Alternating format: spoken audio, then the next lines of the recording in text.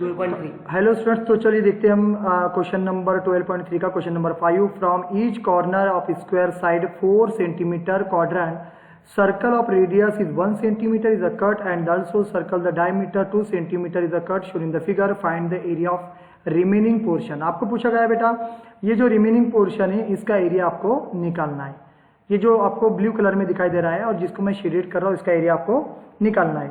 तो सबसे पहले आपको क्या करना है, इन्होंने बताया इसके अंदर की जो साइड है, स्क्वायर की जो साइड है वो कितनी सेंटीमीटर है, 4 सेंटीमीटर है। कितने सेंटीमीटर है, 4 सेंटीमीटर है। और इसकी जो डायमीटर है ये 2 सेंटीमीटर है। कितनी है, 2 सेंटीमीटर है। तो इसकी रेडियस कितनी हो जाएंगी, क्वाड्रेंट की रेडियस हो जाएंगी हमारे पास में 1 सेंटीमीटर। तो सबसे पहले हम एरिया ऑफ स्क्वायर निकालेंगे। तो चलिए स्टूडेंट्स, एरिया ऑफ स्क्वायर, उसका जो फॉर्मूला होता है एरिया ऑफ स्क्वायर का क्या होता है, साइड इंटू साइड, या साइड का स्क्वायर भी ले तो चलेगा। तो साइड कितनी हमारे पास में 4 इंटू 4 का कितना होता है 16 सेंटीमीटर स्क्वायर। तो एरिया ऑफ स्क्वायर पहले निकल गया। अब एरिया ऑफ सर्कल निकालेंगे हम। कितना निकालेंगे, एरिया ऑफ सर्कल, जो बीच का जो सर्कल है, area of circle. Okay, formula होता है इसका पाई आर स्क्वायर। पाई की वैल्यू होती है 22/7। अगर उसमें दी जाए 3.14, तो 3.14 आपको लेनी है। रेडियस इसकी कितनी, अगर मान लो डायमीटर 2 है स्टूडेंट्स, यहाँ पर देखो डायमीटर अगर 2 है तो रेडियस कितनी हो जाएंगी इसकी, 1 हो जाएंगी। तो 1 इंटू 1 आप जानते हो, तो ये 1 इंटू 1 वही हो जाएगा 22/7 सेंटीमीटर स्क्वायर। तो एरिया ऑफ सर्कल निकल गया। क्वाड्रेंट कितने हमारे पास में स्टूडेंट, क्वाड्रेंट हमारे पास में 1 2 3 4 क्वाड्रेंट है। तो हम एक क्वाड्रेंट का निकालेंगे और इसको 4 से हम मल्टीप्लाई कर देंगे। तो मैं यहाँ पर लिखता हूँ students, area of each quadrant, each का मतलब एक क्वाड्रेंट। ओके, और क्वाड्रेंट का जो फॉर्मूला होता है हमारे पास में, मैं अगर डायरेक्ट लिखूं 1/4 इंटू पाई आर स्क्वायर, आप बोलेंगे सर ये 1/4 आया कहाँ से। तो देखिए students, theta upon 360 into pi r square. ठीक है, तो थीटा कितना है, क्वाड्रेंट का ईच एंगल कितने होता है, 90 का होता है। आप ध्यान में रखो, ये 90 डिग्री बढ़ता है। ये जो जो आप एंगल देख रहे हो, कॉर्नर देख रहे हो, 90 डिग्री है। तो थीटा कितना होगा हमारे में 90/360 इंटू पाई की वैल्यू होती है 22/7 इंटू, और रेडियस कितनी है इसकी मैंने आपको पहले बताया। तो ये 2 डायमीटर 2 है, तो इसकी रेडियस कितनी आ जाएंगी, 1 आ जाएंगी। कितनी आ जाएंगी, 1। तो यहाँ पर हम पुट कर देंगे 1 इंटू 1 इंटू 1 1 1 1 का स्क्वायर 1 होता है। तो ये 90 1 90 94 कितना हो जाएगा, साइड में लिख रहा हूँ स्टूडेंट, देखिए यहाँ पर 1/4 इंटू 22/7 इंटू 1। बेटा यहाँ पर अगर इसको हाफ किए, इसके 2 हो जाएंगे, इसके हाफ किए तो 11 हो जाएंगे। तो कितना बचा यहाँ पर 1/2 इंटू 11 1 11 अपॉन ये 7, 11 1 11 2 7 14। ये आ गया हमारा एरिया ऑफ सेक्टर। एक सेक्टर का हो गया। हमारे पास में कितने हो गए सेक्टर है, कितने सेक्टर है यहाँ पर देखिए, देयर आर 4 सेक्टर। आप इतना स्क्रीनशॉट ले लो, मैं आगे चलता हूँ। देखिए स्टूडेंट, यहाँ पर हमारे पास में एक क्वाड्रेंट का एरिया इतना आ गया था। हमारे पास में 4 क्वाड्रेंट है। कितने हैं, 4 क्वाड्रेंट है। तो हम क्या करेंगे, 4 क्वाड्रेंट 4 इंटू 11/14। तो ये हो जाएगा स्टूडेंट्स 11 4 44 अपॉन 14। इसके हाफ किए तो हमारे पास में जाएगा 22, इसके हाफ किए तो 7 आ जाएगा। तो इसका 4 क्वाड्रेंट का एरिया हमारे पास में आ गया 22/7। तो हमें शेडेड एरिया निकालना है। तो शेडेड के लिए मैं सबसे पहले एक काम करूंगा, यहाँ पर लिखूंगा शेडेड रीजन एरिया। ठीक है, तो क्या होता है, स्क्वायर में से हम किसे माइनस करेंगे, area of square minus area of किसे माइनस करेंगे हम students, area of circle minus area of 4 quadrant. Okay, तो एरिया ऑफ स्क्वायर कितना आया हमारा, देखिए मैंने यहाँ पर लिख के रखा हूँ 16, माइनस एरिया ऑफ सर्कल कितना है भाई 22/7, माइनस एरिया ऑफ 4 क्वाड्रेंट अभी मैंने निकाला यहाँ पर, देखिए ऊपर ये 22/7। तो यहाँ पर आप एक काम कर रहे हैं 1 मान लो। ठीक है, तो हम क्या करेंगे 16 इंटू 7 करेंगे। 16 इंटू यानी एलसीएम हम क्या करेंगे, उसका 7 ले लेंगे। तो 16 7 का कितना होता है हमारे 112 अपॉन ये हो जाएगा, यहाँ पर इसको 7 से मल्टीप्लाई कर दो। तो ये हो जाएगा 7 माइनस ये 22/7 माइनस 22/7। आपने चेक किए तो यहाँ पर कितना हो रहा है हमारे पास में, तो denominator are same 112 minus 22 upon ये आ जाएगा 7। माइनस माइनस प्लस होता है, मैं ये साइड का इरेज कर देता हूँ। कितना हो रहा है यहाँ पर 112 minus 44 upon 7, minus minus plus होता है।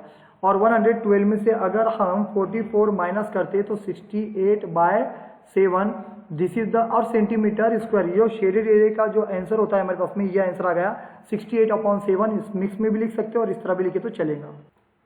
तो ये फाइनल आंसर था, इसका स्क्रीनशॉट ले सकते हो। चलिए नेक्स्ट क्वेश्चन देखते हैं। तो स्टूडेंट्स यहाँ पर देखिए ये क्वेश्चन IMP कीजिए, क्योंकि ये एग्जाम्पल एग्जाम में आने के लिए हो सकता है। सर्कुलर टेबल, एक टेबल पे जो कवर होता है जो हम कपड़े का बनाते हैं कर्टेन का, उसकी रेडियस हमारे पास में दी गई है। ये एक सर्कल है, सर्कल की जो रेडियस है स्टूडेंट्स कितनी है 32 सेंटीमीटर। तो इसे भी ये कर लो इस तरह और इसे भी कर लो, ये सब 32 सेंटीमीटर है। डिजाइन ABC है ट्रायंगल का नाम, और ये इक्विलैटरल ट्रायंगल है, खास वाले होता है इक्विलैटरल ट्रायंगल है बेटा, इधर मिलना है। Middle show find the area of shaded region, हमें शेडेड एरिया का रीजन निकालना है।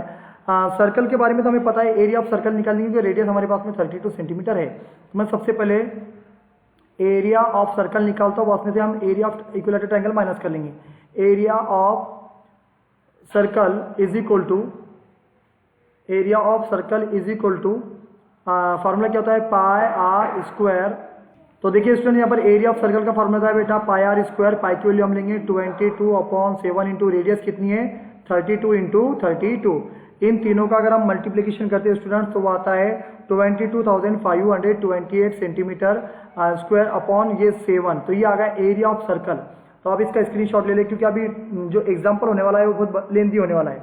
अब नॉर्मली हमारे पास में इसकी जो इक्विलैटरल ट्रायंगल होता है, इसका एंगल तो हमें पता होता है 60 डिग्री होता है, लेकिन साइड कितनी है आई डोंट नो, साइड उसकी हमें पता नहीं है।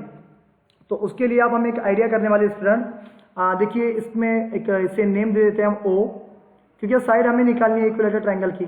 थीटा तो हमें पता है 60 डिग्री है, ओके, लेकिन बट थीटा हमें 60 डिग्री, क्योंकि ईच एंगल ऑफ द बेटा इक्विलैटरल ट्रायंगल इज 60 डिग्री, लेकिन इसकी साइड कैसे निकाले, ये सबसे बड़ा क्वेश्चन हमारे आंखों के सामने होता है स्टूडेंट।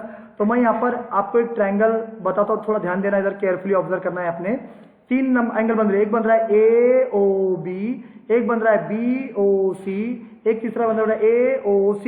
ये 3 एंगल बन रहे हैं, तो इसका मेजरमेंट कितना है तीनों एंगल का, अगर इसको घुमाते हैं हम, देखिए स्टूडेंट मैं एंगल लिख रहा हूं, angle AOB plus angle BOC plus angle AOC is equal to 360। ये 360 क्यों, एक बार चेक कर लो इसे। ये देखिए यहाँ पर नॉर्मली हमने जो एंगल बनाए थे, ये यहाँ पर इंटरसेक्ट हो रहा है, ये यहाँ पर इंटरसेक्ट हो रहा है, और ये यहाँ पर इंटरसेक्ट हो रहा है। और जब हम इसको घुमाएंगे तो देखिए यहाँ पर O ले लिया हमने, A देखो AOB, ये ऐसा घूम रहा है AOB, एक बन रहा है BOC, एक बन रहा है AOC। तो ये पूरा सर्कुलर बन रहा है, इसलिए मैंने इसको 360 राइट किया, ठीक है। और आप जानते हो ये तीनों भी एंगल एक दूसरे के इक्वल है, तो इसके लिए मैं एक काम करता हूँ, मैं बॉटम का ही जो एंगल बना हुआ है हमारे पास में, मैं उसको ले लेता हूँ इस तरह का, ठीक है। इसको जो नेम दिया गया, इसको मान लो O, इसको मान लो B, इसको मान लो C, ओके। देखिए स्टूडेंट्स मैंने ये वाला लिया OBC वाला ट्रायंगल लिया मैंने, और आप जानते हो यहाँ पर OBC। अब OBC जो है ये तीनों को इक्वल है, आपको ध्यान रखना ये तीनों एंगल एक दूसरे को इक्वल है, क्योंकि इनको आप जानते हो ये भी 32 है, ये भी 32 है, ये भी 32 है, तो इसका मतलब ये तीनों एंगल एक दूसरे को कैसे इक्वल है। तो मैं बोल सकता हूँ BOC को कौन इक्वल आ रहा है, ये भी आ रहा है और ये भी इक्वल आ रहा है, तो मैं इसको AOB को BOC मान सकता हूँ, इक्वल है। तो हम बोलेंगे एंगल BOC प्लस एंगल ये BOC एज इट इज, और इसको भी हम क्या मान लेंगे BOC, क्योंकि सभी की साइड इक्वल आ रही है। Angle BOC is equal to 360। अगर इन तीनों की एडिशन किए तो कितना रहा है 3 angle BOC is equal to 360। 3 को नीचे भेज दो, angle BOC is equal to 360 divided by कितना हो रहा है 3, तो ये कितना हो जाएगा, ये हो जाएगा 120। Angle BOC is equal to कितना आ गया 120। अगर BOC 120 आ रहा है हमारे पास में, तो आप जानते हो ये एंगल BOC देखो BOC 120 आ गया।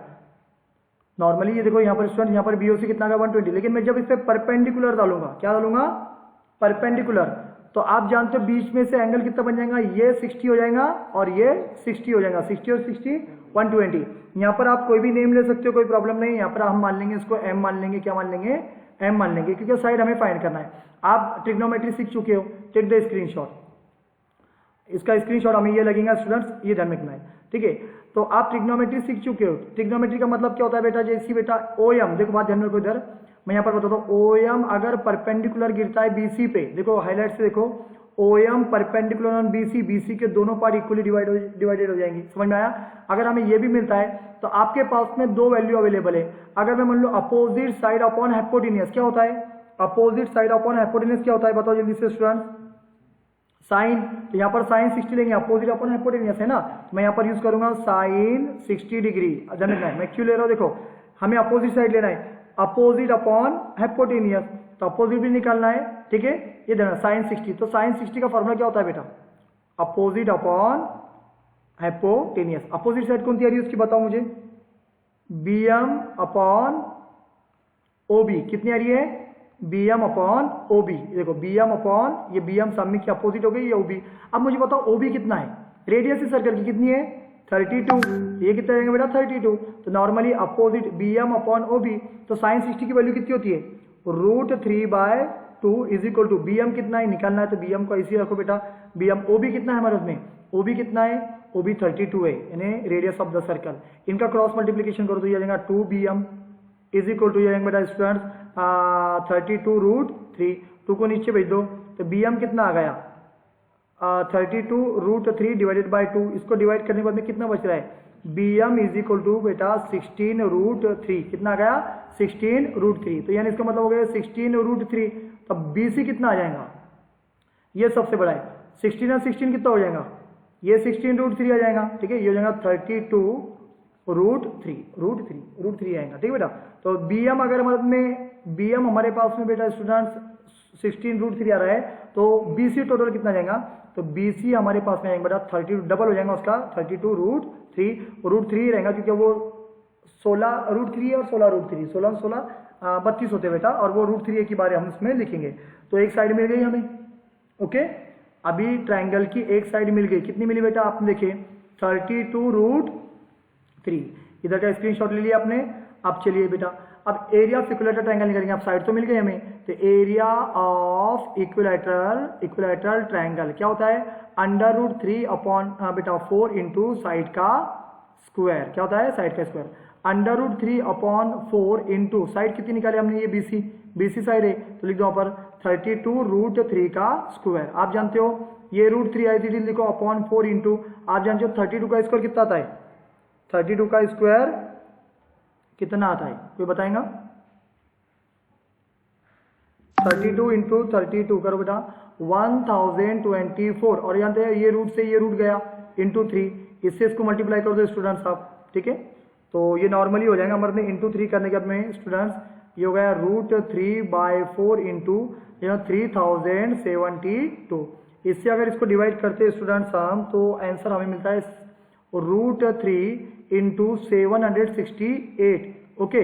अब यहाँ पर देखो स्टूडेंट मैं लिख रहा हूँ, √3 की वैल्यू हमें दी गई क्या, एक बार बुक में चेक कर लो आप, √3 की वैल्यू नहीं दी होंगी बेटा, ठीक है। तो this is the final answer, इसको सीधा करके लिख दो, यानी फाइनल का मतलब यानी एरिया ऑफ इक्विलैटरल ट्रायंगल 768√3, ये हो गया हमारा सेंटीमीटर स्क्वायर। अब हमें शेडेड एरिया का क्या निकलना है, तो हम क्या करेंगे, इसका स्क्रीनशॉट ले लो सबसे पहले।